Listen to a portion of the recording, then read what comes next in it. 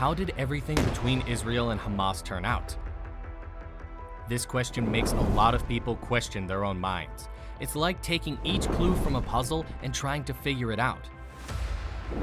Recently, events in the Middle East have been all over the news, but trying to figure out how they all started is like pulling an onion.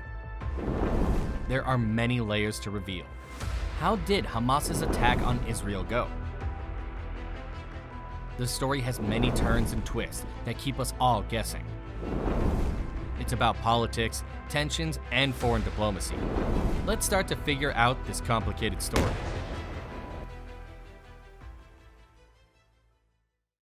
It began early morning with a large number of rockets being fired from Gaza into Israel at various sites across the country.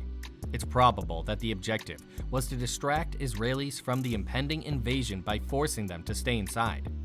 While others are throwing rocks at boundary posts and fence lines, others are setting up thousands of rocks in the air. Others arrive by water and on the ground. Hundreds of Hamas fighters surge past border posts that have been broken through, penetrating Israel's defenses and heading to more than 20 neighborhoods in a house at once. The majority of house searches were carried out without encountering any resistance. This occurred across a large region and in areas that were obviously part of a plan to target the individuals involved. When they finally arrived at their destination, the fighters slaughtered everyone they could find on Israel's bloodiest day in its history. Others were successful in stealing Israeli military equipment and opening fire on passing vehicles with it. Netanyahu, the Prime Minister of Israel, declared, "We are at war," despite the fact that the invaders abducted over 100 hostages from various locations, including village farms, a music festival located close to the border, and other locations. Israel's initial strategy consisted of attacking the Gaza Strip from the air, where a large number of people congregated together. There is a common misunderstanding that private residences are Hamas bases. In the late hours of Saturday night, Israeli forces were seen moving tanks and other equipment that may be used in an invasion of Gaza from the ground toward the border while they continued to shoot from the sky. It's possible that something of this magnitude hasn't been seen in a whole generation. It is abundantly evident that Israel possesses a significantly greater quantity of weapons than the Palestinians do, and the inhabitants of Gaza have nowhere else to go. Gaza is only 27 kilometers in length. There is no place to hide. Those who have been advocating for a political solution for a significant amount of time are able to perceive that an explosion has been waiting in the wings for several months. Fighting a war of this nature in urban areas is one of the riskiest things that can possibly take place. There was no way for us to determine that it was Hamas. We were completely unaware that a war was about to break out. We had no idea where it was or what time it was. What exactly is going on here? More people will lose their lives as the conflict spreads throughout the region. This is the most severe spike in violent crime that we have seen in decades. At the Asia Pacific Foundation, where he works, he is in charge of making sales in various parts of the world. There are others who believe that Israel was not at all prepared for this strike, and that their decision to go ahead with it was a foolish one on their part. What emotions do you have?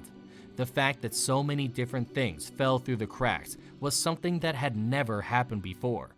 They behaved in a really foolish manner regarding it. Everyone who tried, whether on land, in the air, at sea, or with their knowledge, was unsuccessful. A lack of information from Israel's allies was another contributing factor. When taken together, these factors contributed to the fact that Hamas's raid on Israeli territory was one of the most damaging ever. How was Hamas able to carry out this attack without the Israeli government or its partners' security forces discovering it and stopping it? If we examine the reasons why Israel's security was compromised, we can find that the failure was caused in part by problems within the country. As a result of Prime Minister Benjamin Netanyahu's proposal to evaluate the independence of Israel's courts, there has been a lot of controversy within Israel, which has had an influence on society as a whole. Daily demonstrations have involved the participation of thousands upon thousands of people around Israel.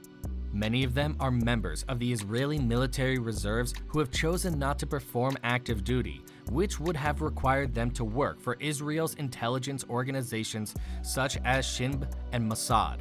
If a group does not have sufficient members to carry out its responsibilities, then it is not functioning at its full capacity.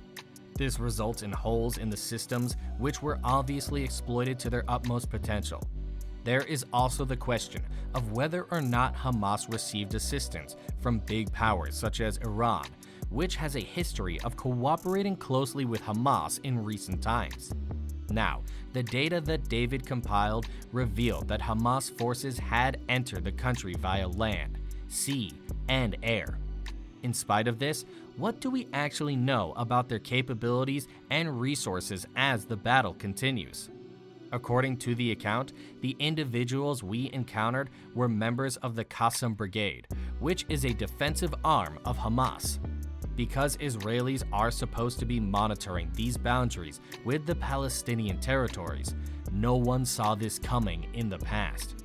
The situation is the same in the Gaza Strip as it is in the West Bank. And it may even be worse in the Gaza Strip because that is where Hamas is most active and where they have previously attempted to launch attacks against Israel.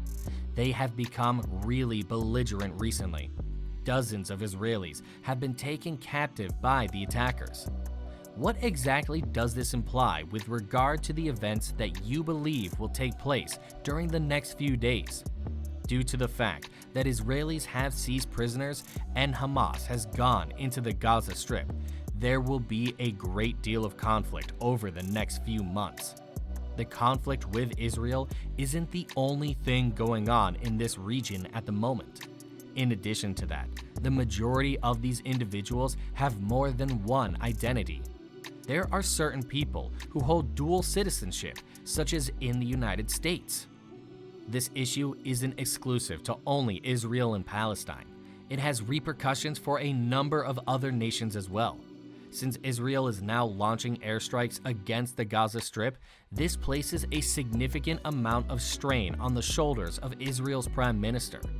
Will this eventually turn into ground action, which would make everything a lot more challenging to deal with?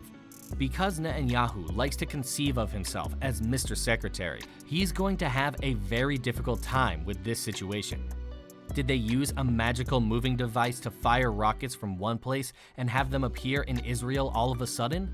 Or is there some kind of rocket mail service that we don't know about? Let us know what you think in the comments, and share it with your friends as well.